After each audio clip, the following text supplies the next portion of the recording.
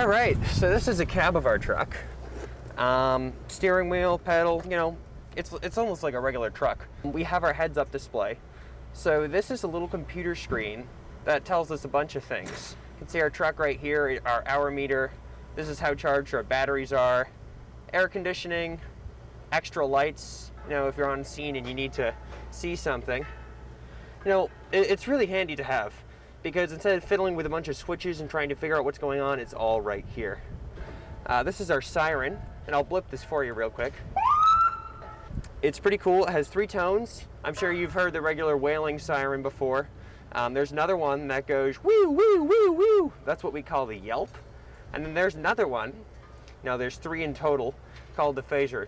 This one's by far my favorite. It's like a sort of noise. You've probably heard it if you've been in front of the ambulance and didn't pull over for it. Essentially, they're supposed to get your attention. And with a lot of cars nowadays, with them being so insulated, sometimes people don't hear it because it's a monotone thing, you know? So you'll switch the tone of the siren to catch their attention more. We see that a lot with modern cars, big trucks. You know, they just can't hear us coming.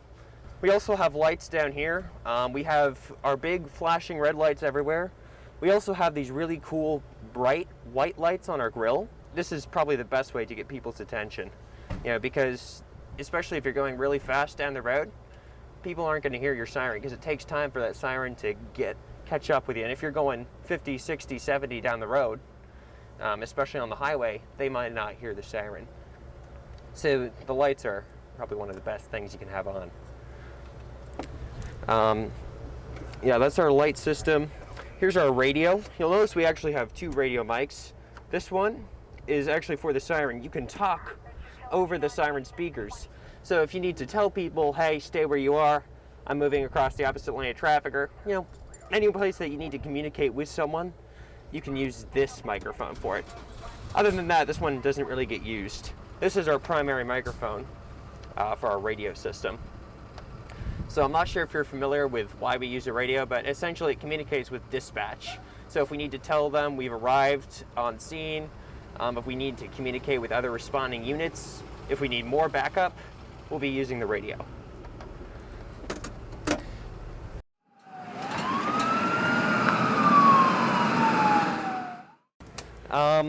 We have all sorts of equipment here. We can use, this is called a Hodgkins bar. You can use this to get into a house if we need to. This handy piece of equipment is called the Reeves sleeve.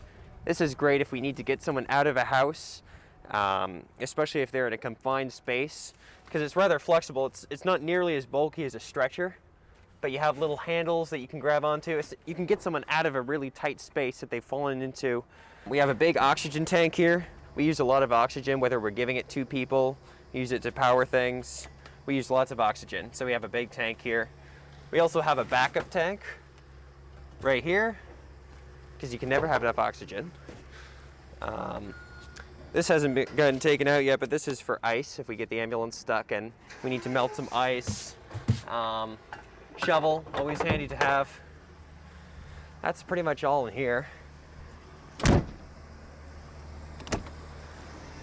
Over here we have some various equipment. These are pelvic binders. These are great for stabilizing a pelvic fracture. We don't use these as often now, but if we have a pretty big pelvic fracture and you need to essentially keep the hip together, we'll use this. We have splints, some firefighting gear. We don't use this as often, but if there's some place that you're on a fire scene and you need to be visible, we would use that. Fire extinguisher. Usually, again, we let the fire department take care of that, but if there's a fire right here, right now, you know, that can come in handy. So over here, we have a couple of bags. These are vacuum splints, and these are really cool. They're sort of a new deal. Essentially, you use a vacuum to create a very hard and rigid splint out of a soft splint. You can move these into the exact position you want to effectively splint someone and then tighten them up using the vacuum. This is our stair chair. If you ever need to get someone down a flight of stairs and you can't carry them, either because they're too heavy, you think you might drop them, basically you need to get someone downstairs, you would use this. This is really helpful, and I can pull it out for a second, show you why it's so helpful.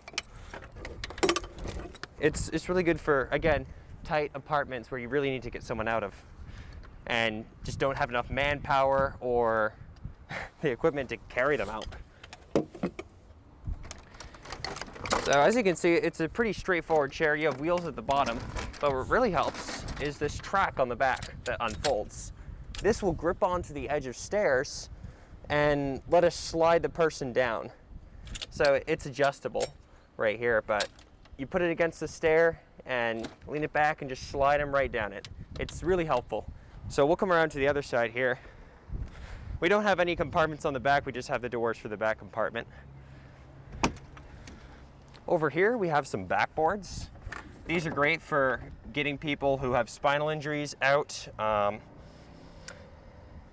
Essentially, we usually use the reef sleeve, but if we think they have a spinal injury, we'd pull out something like this. This is a traction splint. If you have a fracture in your leg over here, your femur, we would be using that. So that's about it for that compartment.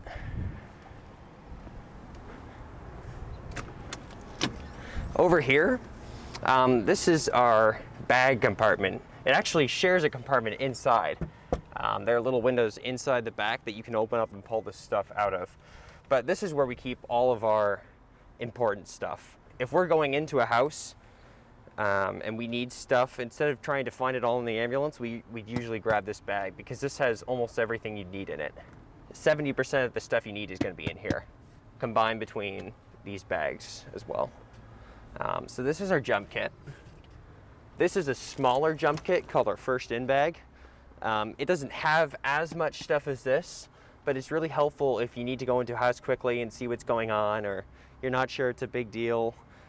Basically, this is your, okay, let's go in and figure out what's going on bag. And this is your, oh boy, something's going on bag. Now behind this fun little jump kit, we have a really cool device called a Lucas. So this Lucas is a CPR machine, essentially. I'm not sure if you know what CPR is, but you use it to resuscitate someone who's heart has stopped. It's very tiring. Believe me, I speak from experience on that one. Even after doing 2 minutes of it, I'm exhausted. So to prevent people from getting tired, having to swap and whatnot, we use this. You put this machine on them and it does CPR for you. This right here is our suction unit.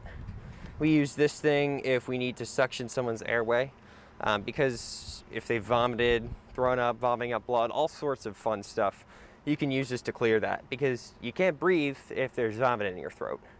So that's what you'd use this for.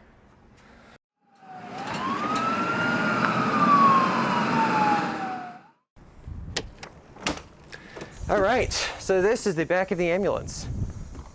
So this is all of our trauma stuff. If someone has a big cut, wound, bleeding, no matter how big or small, we'd probably pull something from this drawer to help with it.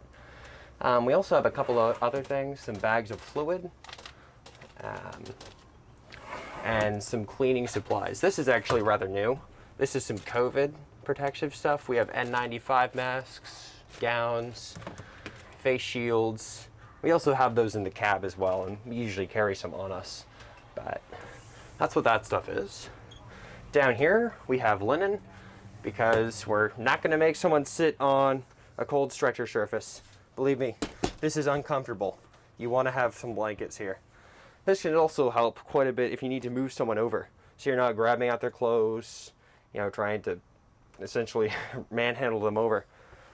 You can just grab the edge of this blanket and slide them right over. Super helpful. So we always keep some in our truck just in case we can't get back to our base over here to restock. This is probably one of the most important pieces of our equipment. I'll turn it on and show you. All these little cables here can get hooked up to people. Basically hook people up to these. There's a blood pressure cuff right here. You have a pulse oximeter. This measures your oxygen content and how fast your heart is beating. You have these lovely things. This is called a 4-lead ECG monitor.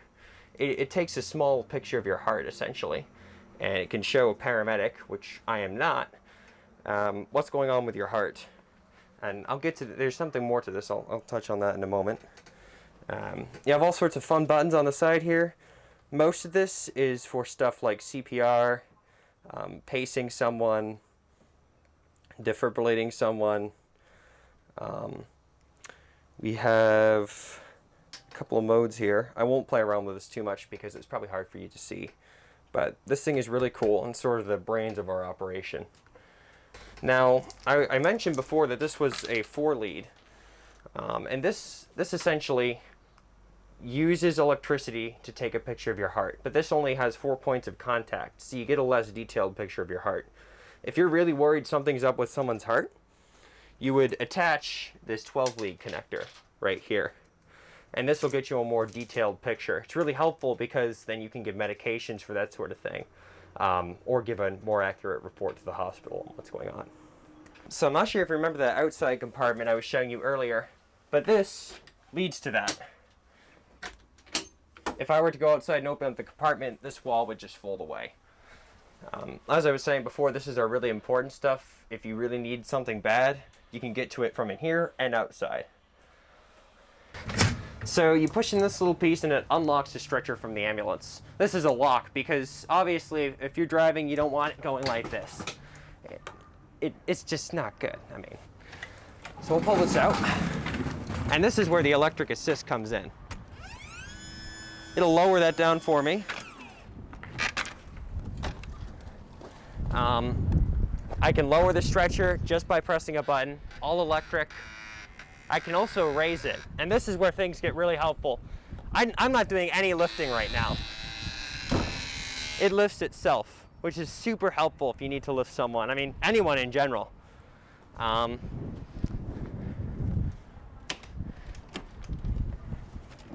To load it back in, you use this little strap right here. Now this hooks on to this yellow block back here. And I'll show you that in a second. So you bring the stretcher out with or without a person on it. You lower it down so that that tailpiece is resting against the back of the ambulance, and you pull it out so it catches. This is to make sure you don't, because when you lift this up, you're taking it off the wheels, and you don't want to pull this too far out and have someone slide off the back of the ambulance. That's not good for anyone involved. So this is where you lift it, and then bring the legs back up, and just like that, you have someone in the ambulance.